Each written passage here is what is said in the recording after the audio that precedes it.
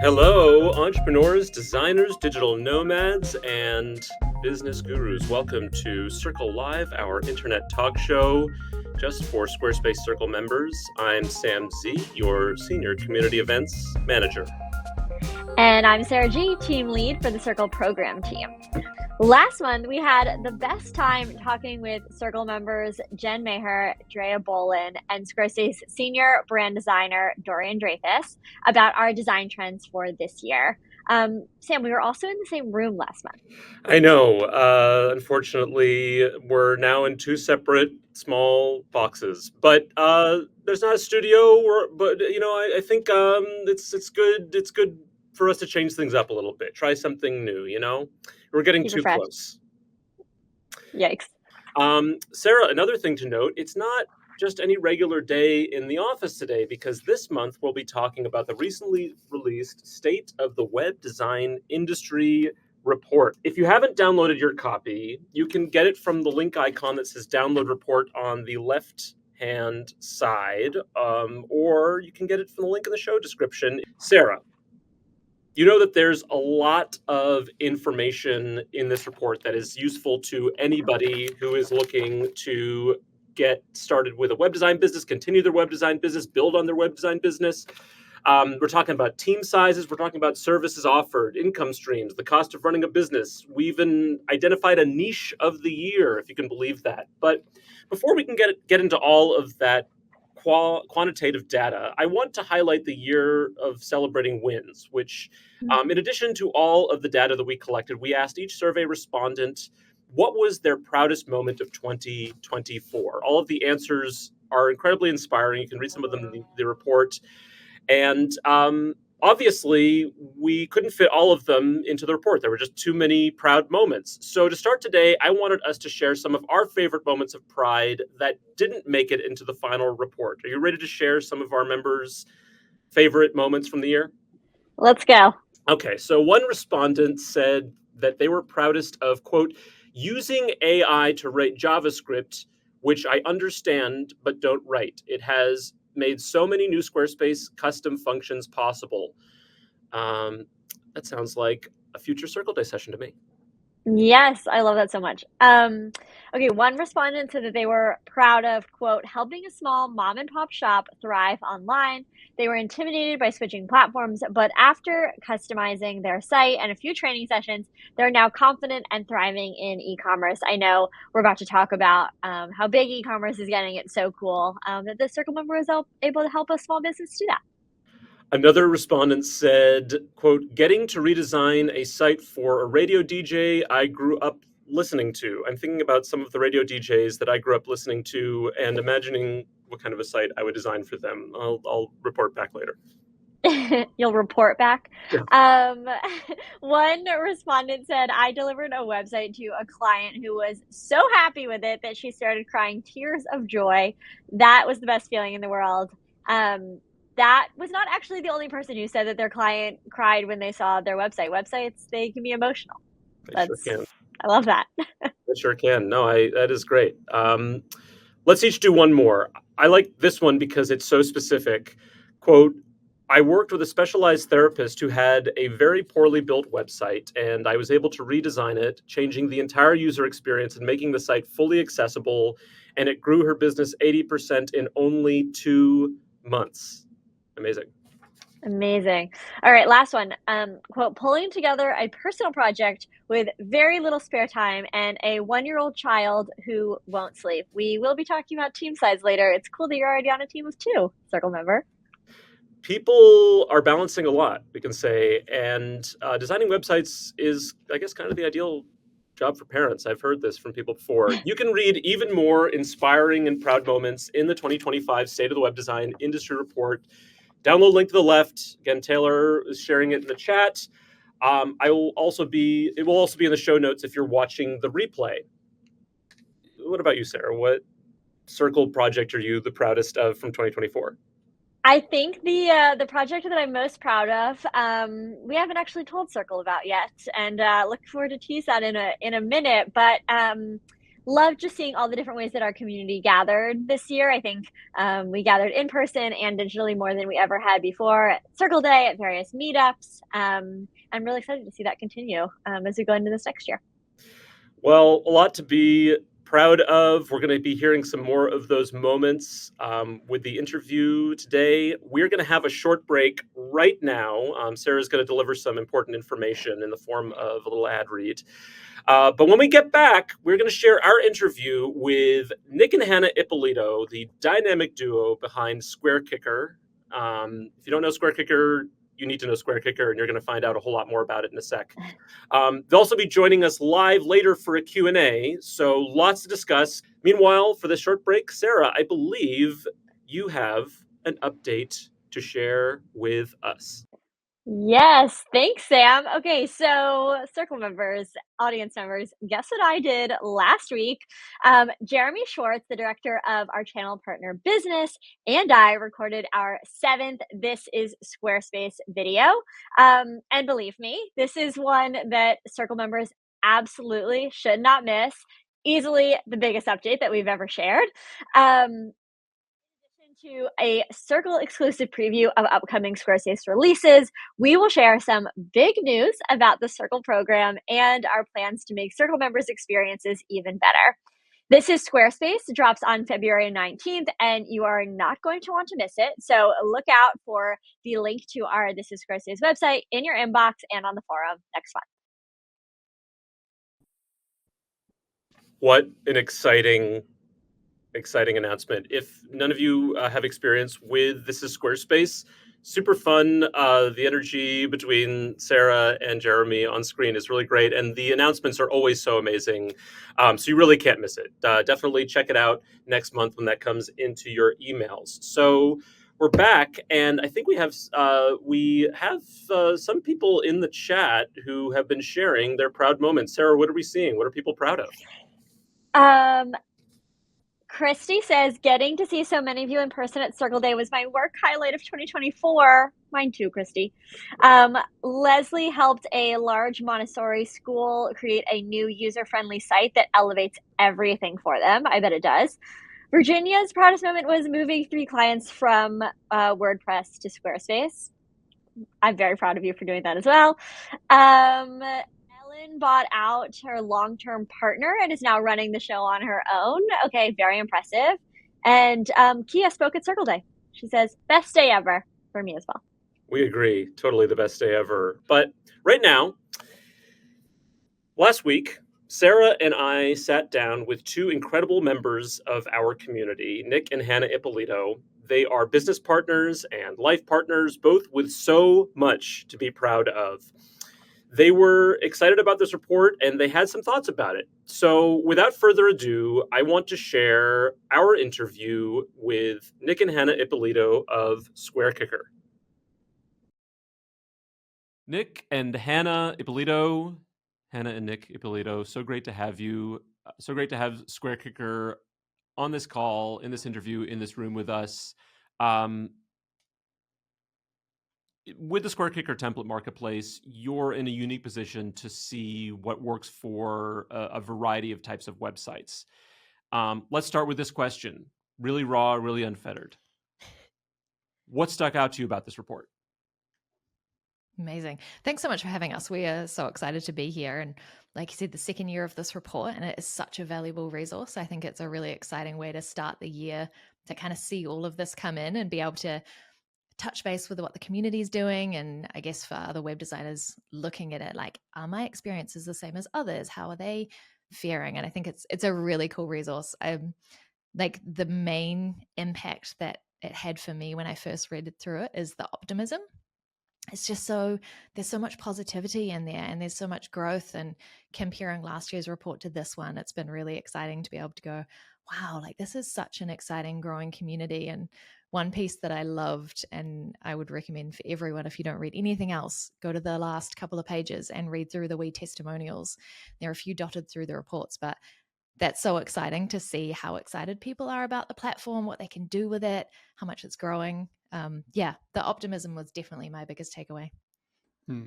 If I were to speak candidly about what stood out to me, it was actually the different variety of services that are within inside of the Squarespace kind of website ecosystem. Normally, when you hear about, Squarespace designers, you kind of leave it at that. Like they make websites, cool, like that makes sense. But there are so many other different types of services that go into that. So, via creative writing or education or courses on how to use Squarespace or plugins or templates, as you imagine. So there's, just this huge diverse community as well, and it's really exciting because we're all kind of all this in together. And that, I think about the community and how that actually that saying is a rising tide lifts all ships. We're actually all supporting each other, and it's not a cutthroat community. It's actually a supportive one that actually is growing and learning off each other's skill sets. Is really exciting. We hear that all the time about the Circle community, and that is something that we actively try to cultivate, is that sense of collaboration is a buzzword that I've heard before. So fancy. Yeah, so fancy when you mix words together, isn't it? So I want to talk a little bit about team size. This is something that gets featured on page 3 in the report. We ask Circle members, do you work by yourself or part of a team? And 60% say they work solo, which is in some circles a majority. 31% though said that they work as part of a small team of 2 to 5 people. SquareKicker is a pretty large team, I think, comparatively. What gets easier about working with a team, and what are some of the challenges you face because you're not working solo? Yeah, I could probably start with that. I started my Squarespace journey as a solopreneur in 2015. I started building websites on Squarespace, and it was primarily just me. I mean, Hannah was a solopreneur as well, but she was working on a different kind of skill set than Squarespace. And so I was by myself making websites, sharing what I learned with the community and with Hannah as well. But it wasn't till about 2019 where I was feeling the pressure about there's a lot of work to do and I'm just not seeing my family. I'm not going outside anymore and I need to make some life changes. And I remember Hannah saying, you need to figure out what you're going to do with this because we want to see you every once in a while. This is not sustainable. And so I kind of took it on me to think, how do I going to scale my work? Do I hire someone? Do I outsource? Do I contract? What does that look like? And I think Hannah asked me the question, like, do you want to run and manage people, or do you want to build websites and services? And I thought, that's a really good question. I just kind of thought I was busy. I needed help. But actually, how do I hire that help? How do I get that help was really, was quite a big decision. So I decided that actually, I can see myself personally being more excited about running a team and leading a team than maybe more so about building projects out by myself. And so that was that first step in 2019 to hire the kind of first ever employee of our web design business. That this is before SquareKicker even started. What do you remember even asking that question? What was your professional life like at the time, and how did that develop along with what Nick was doing? At the time, I was working as a photographer. So I had always kind of had creative careers. I trained as a fashion designer, then had kids, and it turns out making custom wedding dresses with thousands of dollars of silk isn't super helpful when you have toddlers. So pivoted into photography, which was great. But I think, like we kind of joked about before, one of my superpowers is asking uncomfortable questions sometimes and actually being able to pick apart ideas. And in hindsight, that's what I love. I love running the business. I love working with a team and really empowering people to be super successful. And I think that's been a huge part of our journey, is bringing people into our team. We always try and hire based on kind of a good culture fit, and then the skills will come. There's lots of different things that people bring to the team, but I think if you can have a good culture fit and you can get on well, you can be so much more successful. So that's been a huge part of how we've built the team, and a really important part of how we've kind of put this together. And if you are interested in building a team and you can get those right people alongside you, it's really exciting. Like Nick mentioned before, there's so many different avenues of services you can do in Squarespace. So maybe you're an amazing designer and you can bring someone in to help you with copywriting or branding, and that just expands what you can offer to your clients. Or there's lots of different ways that you can pull it apart. But I think, thinking about your skill set and thinking about what you need to help build that out to make the life that you want to live. What do you think is contributing to that vast majority of Circle members working as solopreneurs? Is it that they genuinely want to work solo, or do you think that maybe it's possible they're just, like Nick was, not asking the right questions? I think my perspective on it would be is for the most part it's a choice. That's how they want to operate their business. They really enjoy it. I think Squarespace allows you to be really creative and run a really successful business on your own without needing a lot of other skills brought in if you don't want to. But I would say one of the trends that I think we've noticed is more teams growing, more people actually looking to work in teams, looking to work together in a studio. We've definitely seen more and more shift that way. SquareKicker users, I know when we started off, we didn't even have an agency plan for SquareKicker. And then we had people knocking on our door saying, hey, we're a bigger team. We need something that functions that. So we're definitely seeing a little bit of a shift on our end as far as how people are putting together their teams. I think that's a perfect transition to our next question, thinking about how your business has evolved.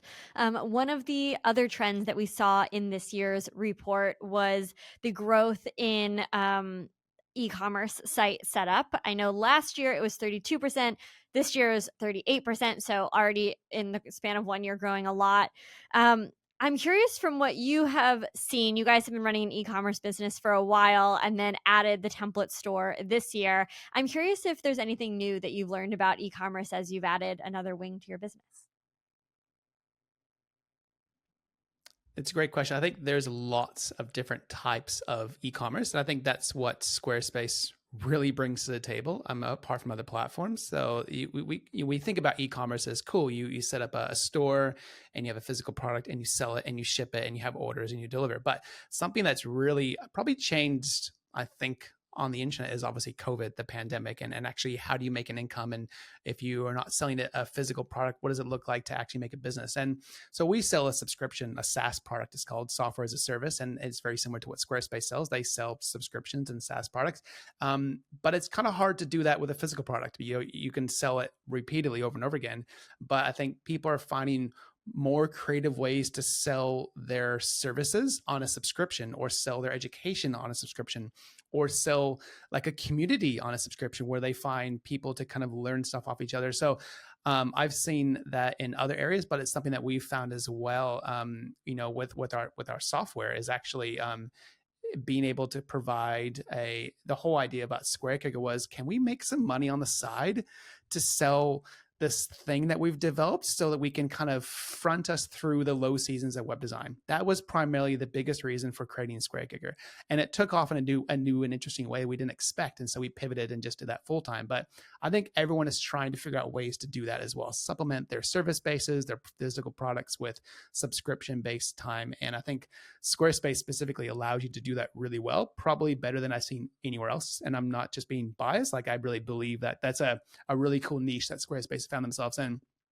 And then I think obviously selling digital products is a whole nother avenue as well. There's service bases that you can sell, but also digital products that you don't need a shipping manifest. You don't need orders to deliver. And I think that's a really cool opportunity because the overheads are really low. And we've seen that with obviously with templates. It's easier to ship a template when there's no postal code and there's no order delivery, and you have to worry about integrating with a different country. And so that becomes a really cool opportunity for any entrepreneur rather to sell something, whether it be a plugin or a template or a design course, whatever it is to be. So that's the trend I think we've seen grown even more so in the past year.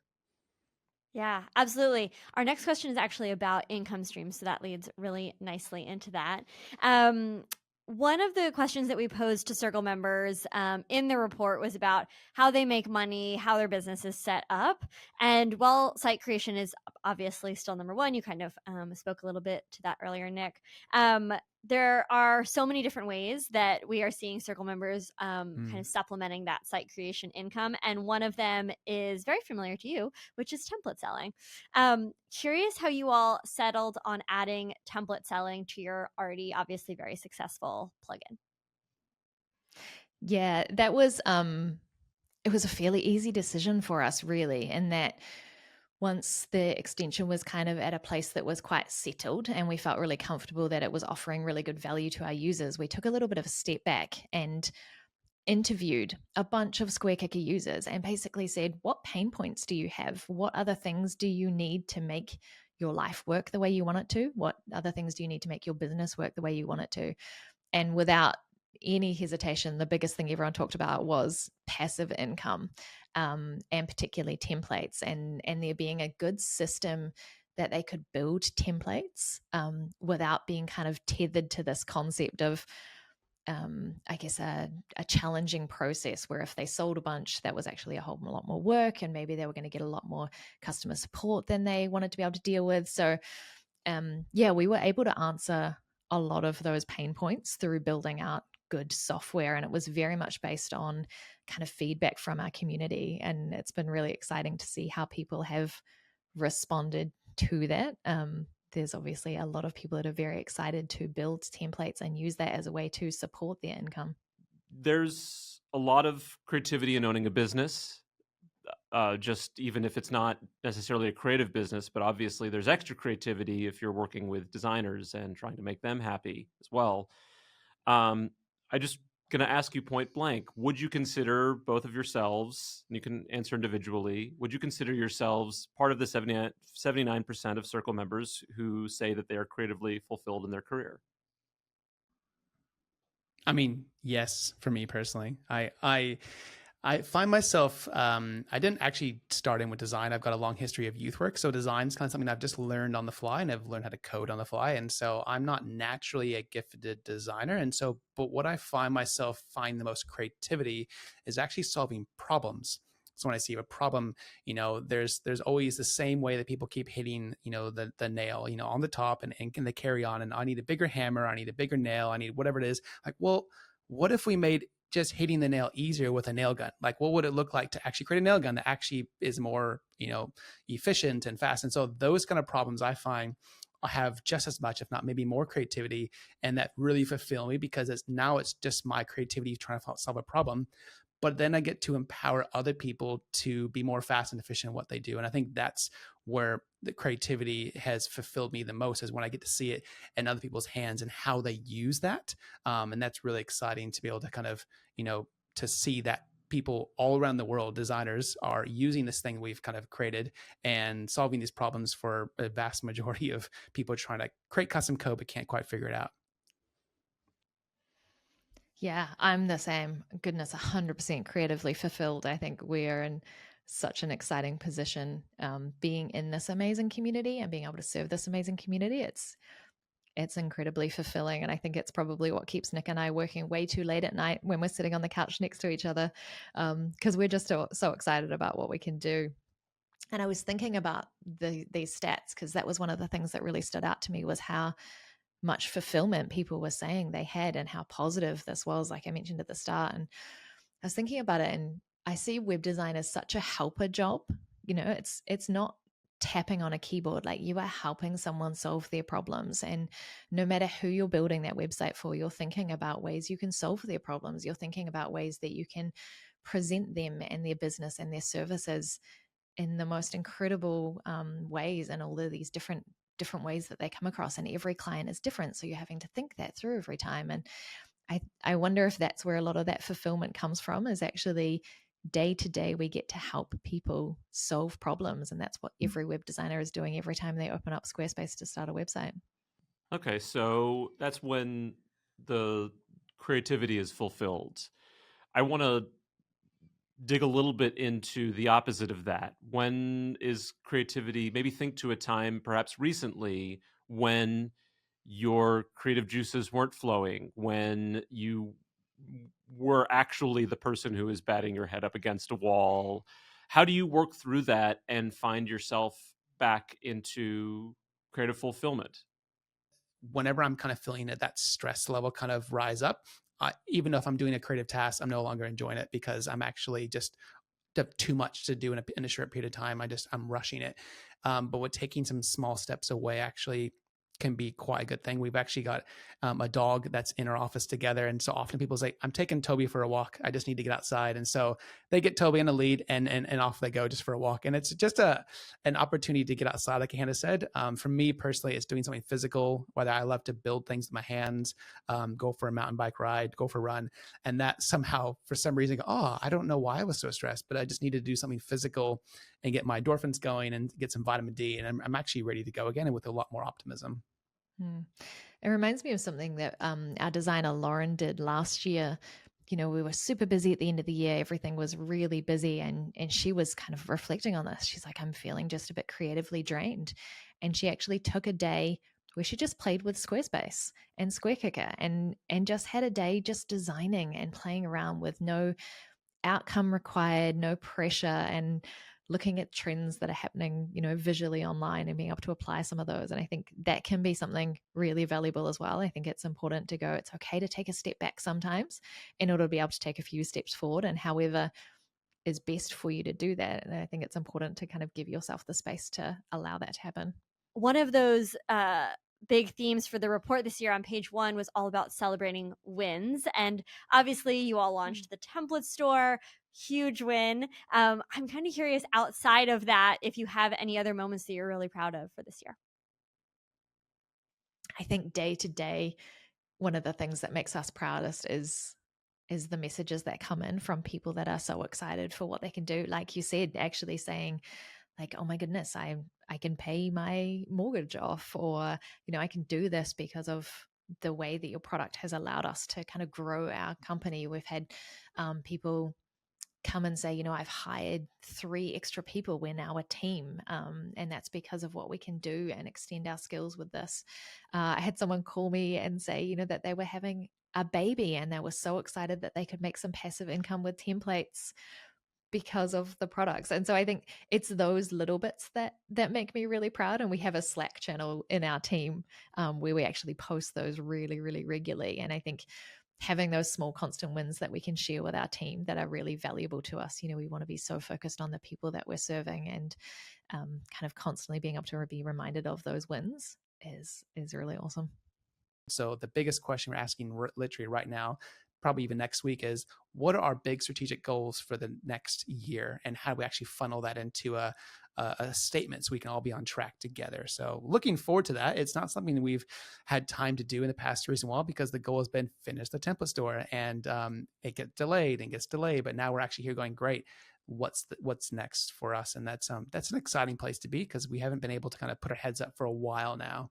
Well, we hope you can put your heads up a little bit, see what time you have in your schedule to go take Toby for a walk, and ask some tough questions. Hannah and Ippolito, I want to thank you very much for digging into this report with us. I hope you found some value in it. There's a lot of information here. I know that the rest of the Circle community is going to get a lot of value out of it, and they're going to get tremendous value out of this conversation that we had today. So I just want to thank you both so much for joining us here. Thanks for having us. What a lovely couple. We're going to take another short break here, but when we get back, we will be joined live by Nick and Hannah of SquareKicker for a Q&A, and we will see you all again real soon. Whether you're dreaming of starting your own business freelancing or expanding your skills, now's a great time to become a web designer. Our How to Become a Web Designer course will teach you everything you need to know, with top tips from Squarespace Circle members, pros who have built successful careers using Squarespace. Each lesson is packed with actionable advice, proven strategies, and assignments designed to deepen your knowledge of the Squarespace platform and its most popular features. Whether you're just starting out or you're looking to level up, you'll be guided by experts from Squarespace's premier partner program, Circle members who know what it takes to succeed. With practical tips and hands-on learning, you'll build the skills you need to create stunning websites for clients in no time. We can't wait to see what you create.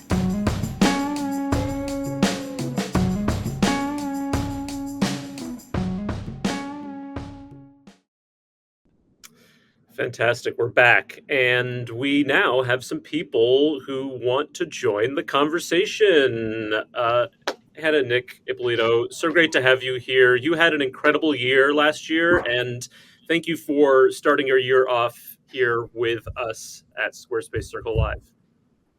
It's great to be here. Yeah. Kia ora from everyone in New Zealand as well in the chat. There's quite a few Kiwis here, which is exciting. Oh, that's delightful. And yeah, I mean, you all got to hang out. It's a good time. Yeah, totally. They must be Any up with their pressure on coffee. it. I'm just saying, make some coffee, whatever you all do, however you all choose to connect with each other. Sarah, what kind of questions are we seeing for Nick and Hannah from the chat? Yeah, sure thing. All right. So first up, we have a question from Christine that says, I'm working on launching my first template. Could you share the biggest challenges you came up against when launching your template store? That's definitely you, Hannah. It's a me one, is it? Okay, cool. Yeah. I feel a little, I guess, uneducated to answer this question in a way, because our template store is a little bit different. If you haven't checked it out, you can go and do that over at SquareKicker. So I won't rabbit on too much about it. But what I can say is what we designed with the software of our template store kind of serves two ends. It serves the end user who's buying the template, and then we've also got a product that serves the designer making the template. And so you actually create that inside of the SquareKicker system. And what we did in order to create that, and why it took so long to create it, is talking to template designers and asking them what their kind of biggest struggles were. So it was lots of like having to duplicate the sites to send them out. It was the customer support, kind of getting those emails and having to be constantly on with that, having custom code in there that they have to service. So a lot of those problems we solved through building software. But certainly there are some amazing template designers that are doing it on their own without the SquareKicker software. So I would recommend having a quick Google on there and checking out what they've done. Some people have made some amazing courses as well, if you are looking to do it on your own, that I think will answer a few of your questions. Awesome. We have a question from Haley that says, how much upkeep or maintenance do the templates, and we can talk about the templates that are on your store, need after you launch them? For example, when new features come out in Squarespace, do you all go and update the templates, or how does that work? I can probably try to answer this one myself. So I guess I'll try to answer this in two different phases. One, there is a pain point here, and I guess that's why the SquareKicker template store solves a lot of them. We've addressed some of them, and that is if you've used custom code specifically, then that custom code is potentially just raw sitting on the site. And so if you've sold 100 or 200 or more of those sites, and there is some breaking change in that code, that becomes quite a bit of a challenge, because now that code is broken on all those sites and they're going to come back to you to fix it. So trying to find out ways to update those asynchronously when updates come out that you can roll through. And that's something that SquareKicker has built into it. We can actually achieve that through the software. So not everyone has the ability to do that, but it's something that you can think about in how you make your templates. The other thing is, if you have a new feature, of course, when you sell a template, that template is essentially static. You email someone the template website, and if you want to say update it or new features, it's really hard to say, here's this new page, or here's this new section, or here's this new thing that Squarespace came out with. So that again is another pain point that there's not really an option other than just go to here and use it, and here's a course how to use it. But we're developing a way to be able to systematically kind of deliver, hey, the creator actually created a new page or a section, and you bought it, so you can actually now download it and retrieve that new page or retrieve that new section. So hopefully as Squarespace, you guys keep making these new exciting features, and that the template designers say, man, I really want to put that in my template. And you can create that and actually get that delivered to any past template purchaser who can receive that download. So that's an exciting future of where hopefully templates are going that doesn't really exist now. So we're looking forward to what the future has. So exciting. We have a question from Christy that says, Hannah and Nick, what templates are you seeing that are selling the best? Is there a particular design style or niche? It's a good question. I mean, again, if you haven't seen the template store, what we have is not templates created by us here at SquareKicker. They are templates made by designers from all around the world. Many of them are here with us today, which is exciting to see. And we get the joy of helping them create those with our software and then hosting them and selling them. So there's a huge variety on there. There's lots of different industries that are being served, and such unique designs, which is just the most exciting part to see. And I would say we're seeing a broad range of those selling. I think every time one sells, it's in a different niche, or we've had a few that are more repetitive. I would say one of the ones that surprised me is some of the more masculine styles. I think you see a lot of really pretty feminine stuff with Squarespace, and often those more masculine styles aren't really well represented, particularly in templates. And we've seen those ones flying off the shelves. A lot of kind of community and nonprofit people are coming in and purchasing the templates, so wanting to do that there. Those are the ones that stand out to me, Nick. Anything else that's standing out to you? Well, I would say the templates that have a good brand seem to sell really well because it's a strong brand and people can instantly go, I can imagine my brand looking like that. And even if it's not the trend of the industry that template has been fitted out for. My most favorite recent one was someone purchased a barbershop template and turned it into a search and rescue template. So very different industry. And I'm trying to figure out how they saw the vision that this person cutting hair was going to now rescue people. So it was really exciting to see like how people use these templates in everyday life. But I think the brand probably stood out to them. It was like, yep, that really identifies who I am as a brand, that they're looking for something that didn't quite fit them because it was a pretty Pinterest brand that didn't quite fit their, their search and rescue, but this barbershop really stood out to them. So yeah, I think branding really helps. And if you can nail that, I think the template will kind of help to fill the blanks with content. That's very cool. I feel like the template creators are coming with their creativity, and then the purchasers of the templates are adding their own layer of creativity on it, and that's amazing. Question from Jeremy on the Circle team. Lots of Circle members work with clients who are far away time zone wise. I'm wondering what Nick and Hannah have learned about how to work with people around the world while also getting sleep. Oh, I can try taking this one. I do a lot of the, Hannah wants to say something too, but I do a lot of the kind of off season, if you will, customer support, because I've learned different time zones now. I learned for us, the UK wakes up at 9 p.m., which is there's enough time to do some things there. Or, the US wakes up about 3 o'clock in the morning time, and then everyone starts going to bed around, midday our time. So what have I learned? Having really good support channels for us has been really helpful, but I guess that's kind of asynchronous. Asynchronous is my new favorite word, which is basically a way you can communicate with people that you don't have to be right there at the time to do it. You can communicate back to them. So for us, we found that Zendesk, which is a support system that we can kind of have tickets coming through. But if it's emails, if it's some other sort of chat, it's really, really helpful to have that kind of at your own time, at your own pace to reply to them. And we try to say within 24 hours, we always get back to people. Sometimes it's earlier because we're just sitting right there.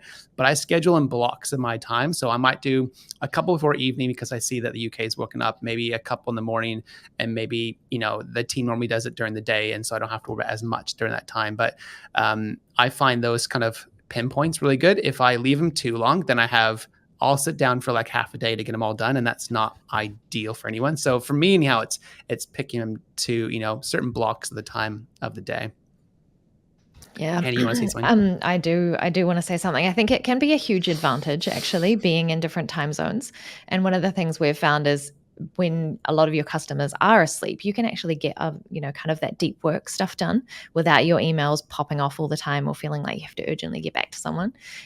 So I think, have a think about where your customers are. See if you can kind of mentally create some of those blocks where you go, I know a lot of my customers are going to be awake at this time. Like maybe I take off a couple of hours in the middle of the day when I want to do something I can enjoy. And then I know at 9 p.m. I can jump on and be available for those. So I think it's one of those things where as a web designer, you have the ability to kind of create the life you want a little bit.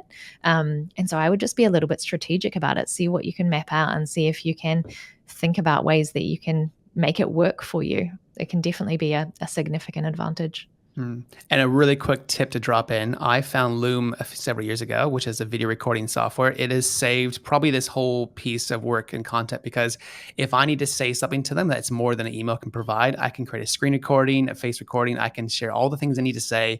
And then they, in return, can do the same. They can video record, here's my question, here's my thought, how do I do this?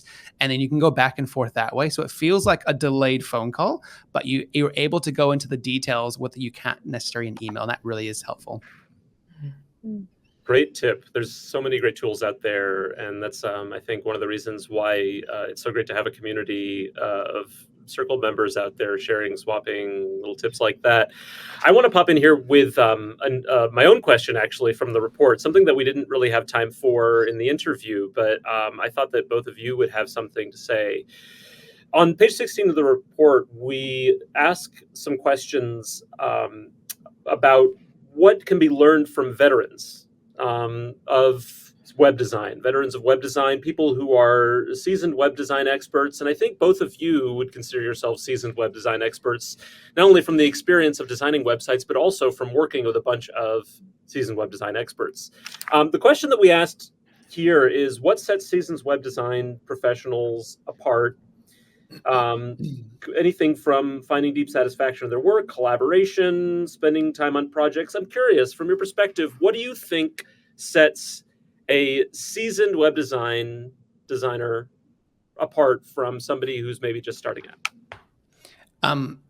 I can probably answer this one having gone through the period of not knowing what I'm doing at all. And I take on every job and say yes to everything I could do, even though I had no idea how to do it, because there's enough creativity, enough resources, enough people to ask to that you can figure them out. When you take on work or you take on things you have no idea how to do, and I'm confident that I can figure them out eventually, either a tutorial or on the ground learning. And then as I carry on, I figure out how to do it.